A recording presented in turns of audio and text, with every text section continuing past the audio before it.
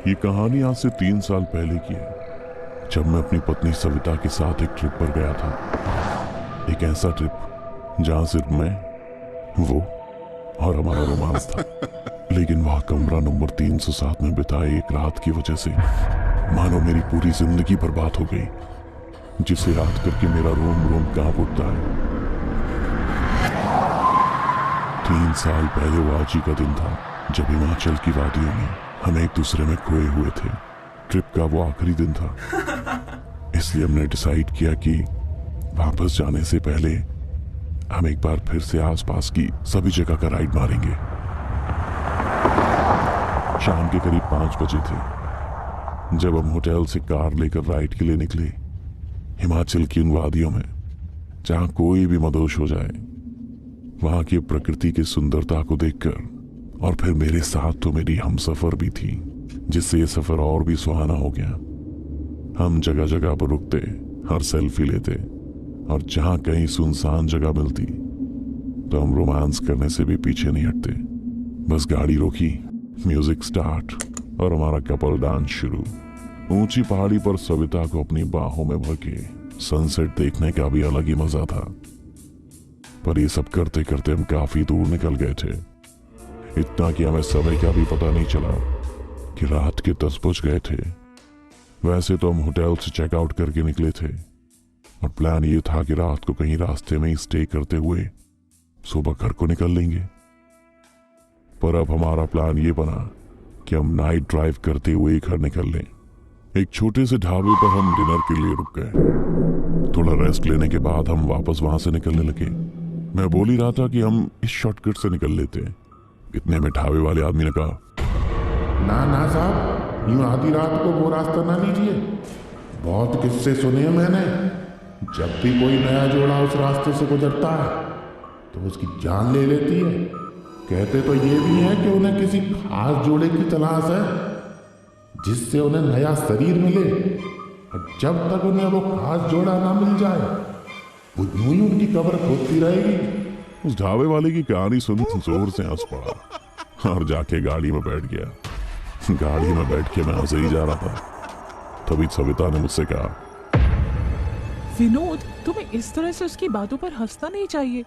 क्या पता वो सच बोल रहा हो। मैंने गाड़ी स्टार्ट करते हुए सविता के हाथ को चूमा और कहा, जाने मन, ये गांव के लोग कहानी बनाने में एक्सपर्ट होते हैं, तुम ध्यान मत दो। और तुम्हारा डेविल तो तुम्हारे सामने बैठा है, जिससे तुम्हें कोई नहीं बचा सकता है।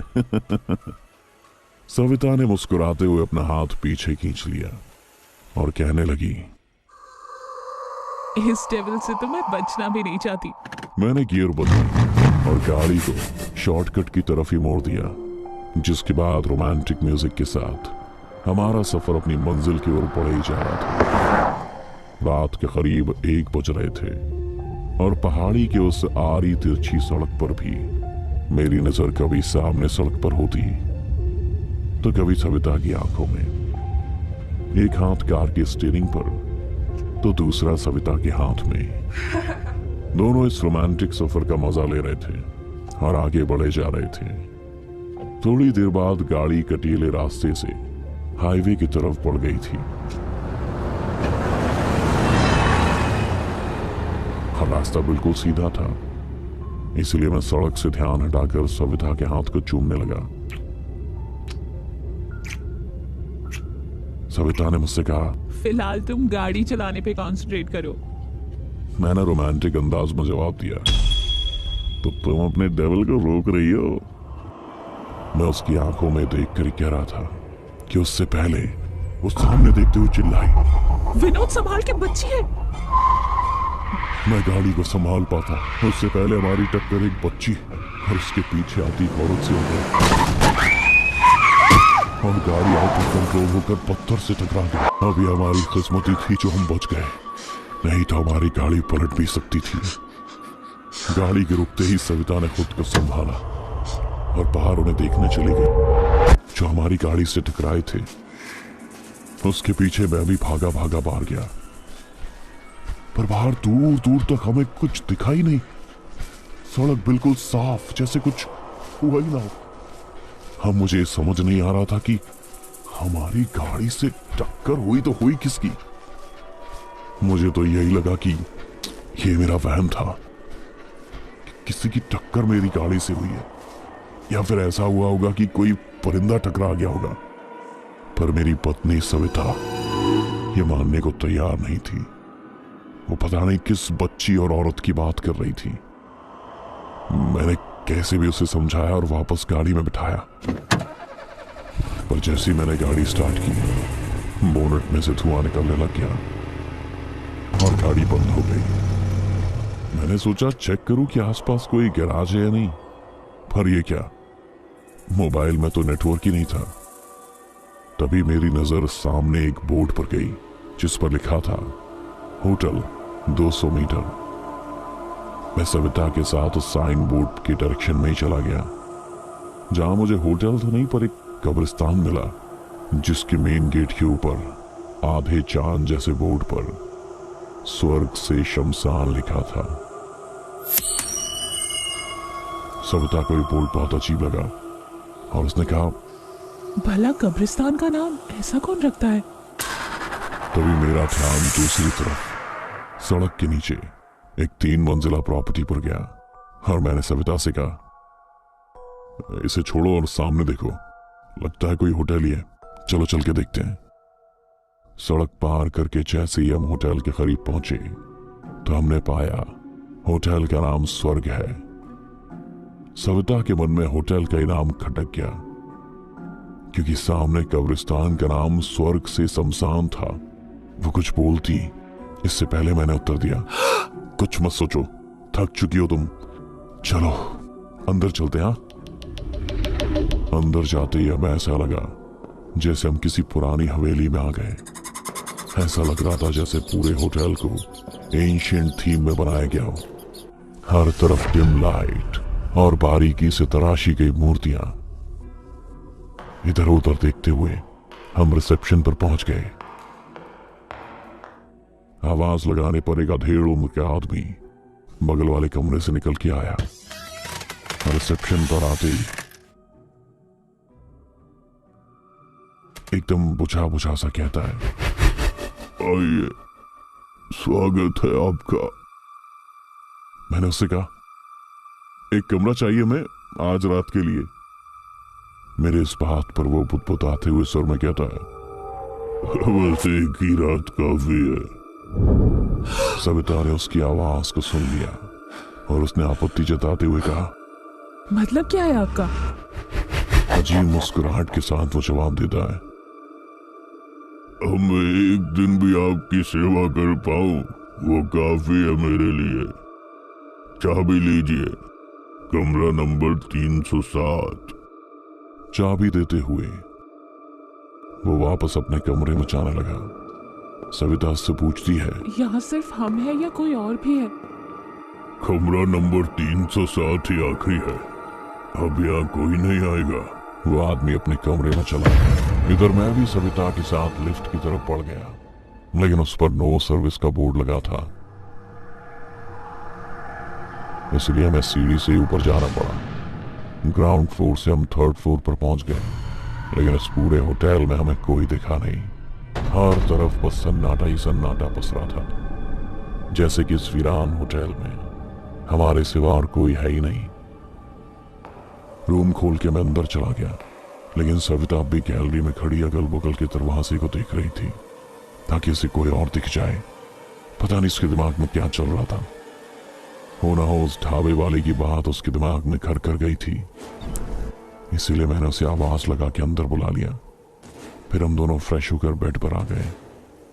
सविता मुझे अब भी परेशान लग रही थी। उसके बालों को मैंने पीछे करते हुए पूछा, क्या हुआ, इतनी परेशान क्यों? उसने मेरे सीने पर सिर रखते हुए कहा, पता नहीं क्यों पर मुझे सब अजीब अजीब सा लग रहा है। मैंने उसे अपने आगोश में ले लिया और बड़े प्यार से कहा, कुछ नहीं हुआ, सब ठीक है, तुम्हें थोड़ा आराम कर लेना चाहिए, चलो आंखें बंद करो अपनी। सविता ने अपनी आंखें बंद कर ली, फिर मैंने भी अपनी आंखों को बंद कर लिया और अपना हाथ उसके सिर पर सहलाने लगा। और ऐसा करते करते मैं खुद कब सो गया ये मुझे भी पता ही नहीं चला। उस वक्त घड़ी में करीब 2:30 बज रहे थे, पर सविता की आंखों में अभी भी नींद गायब थी। वो एक टक ऊपर घूमते हुए पंखे को देखे जा रही थी। उसके मन में बेचैनी थी, इसलिए वो उठकर बालकनी में चली गई, जहां ठंडी हवाओं का झोंका चल रहा था। अचानक से उसकी नजर गेट से भागती आ रही एक बच्ची पर पड़ी, जिसके पीछे एक औरत भी थी। सविता को यह विश्वास हो गया कि वो दोनों वही है जिसकी टक्कर गाड़ी से हुई थी। सविता तुरंत भागकर मेरे पास आई, लेकिन मैं काफी गहरी नींद में था, इसलिए वो खुद उन्हें नीचे देखने चली गई। नीचे पहुंचते ही उसे बच्चे के हंसने की आवाज सुनाई देने लगी, जो इस वक्त उस कमरे से आ रही थी जिसमें होटल का वो अधेड़ उम्र का आदमी रहता है। सविता दबे पांव उस कमरे के पास पहुंची, लेकिन जैसे ही वहां दरवाजे के पास रुककर उनकी आवाज सुनने की कोशिश करती है, बच्चे के हंसने की आवाज अचानक से रुक जाती है और ऐसी आवाज आती है जैसे कि चल के दरवाजे की तरफ आ रहा हो। सविता ध्यान से उस दरवाजे को सुनने लगती है, तभी झटके के साथ दरवाजा खुल जाता है और उसे एहसास होता है जैसे कोई भागकर उसके सामने से निकल गया हो। पर उसे कोई दिखा क्यों नहीं? वो पहले कमरे में झांक कर देखती है, लेकिन वहां कोई नहीं होता है। अचानक से नो सर्विस लिखे हुए लिफ्ट का दरवाजा खुल जाता है, जिसे देखते ही सविता धीमे कदमों के साथ उस लिफ्ट के दरवाजे की तरफ बढ़ने लगती है। लेकिन लिफ्ट का दरवाजा वापस बंद होने लगता है, जिसे देखकर सविता दौड़ के उसकी तरफ बढ़ती है ताकि वो लिफ्ट को रोक सके। लिफ्ट का दरवाजा वापस से खुल जाता है, लेकिन सविता असमंजस में थी कि वो लिफ्ट में चढ़े या ना चढ़े। ऐसे में उसे लगा कि उसे किसी ने पीछे से जोर से धक्का दिया और वो लिफ्ट में जा गिरी और दरवाजा बंद। लिफ्ट कभी ऊपर जाती तो कभी नीचे। सविता खुद को संभाल नहीं पा रही थी। कैसे भी करके वो बटन्स के पास पहुंची, लेकिन कपकपाती लाइट और बार बार लिफ्ट ऊपर नीचे जाने के कारण वो सही से बटन भी नहीं दबा पा रही थी। इसके साथ ही लिफ्ट में बच्चे के हंसने की डरावनी आवाज भी गूंजने लगी। सविता के डर के मारे पसीने छूटने लगे। वो बार बार खुद को संभालने की कोशिश कर रही थी। कितने में किसी ने उसके बालों को जोर से पकड़ा और लिफ्ट के दरवाजे पर जोर से दे मारा। सविता चीखते हुए नींद से उठती है। अब तक का यह खतरनाक मंजर उसके सपने में चल रहा था। सविता की चीख से मेरी भी नींद टूट गई। फिर क्या हुआ ये पूछने पर उसने सपने की पूरी बात बताई, जिसे सुनकर मैंने उससे कहा, ऐसे वक्त में तुम्हें ज्यादा स्ट्रेस नहीं लेना चाहिए, क्योंकि तुम्हारे अंदर भी कोई है, उसका भी ख्याल तुम्हें रखना है। अभी सो जाओ तुम, ठीक है? एक प्यारी सी मुस्कान के साथ सविता मेरे सीने पर सर रख के सो गई। अगली सुबह हम दोनों नीचे पहुंचे तो हमने पाया कि गाड़ी हमारे होटल के दरवाजे पर लगी है और वो अधेड़ उम्र का आदमी गाड़ी के बगल में खड़ा है। मेरे आते ही वो बोलता है, हेलो बाबू, आपकी गाड़ी ठीक हो गई। मैं देखकर काफी खुश हो गया, पर साथ ही मेरे मन में ये सवाल भी घूमने लगा कि इन्हें कैसे पता कि मेरी गाड़ी खराब हो गई थी। मैं कुछ पूछता इससे पहले सविता ने मुझसे कहा, चलो मुझे बस अब जल्दी से घर जाना है।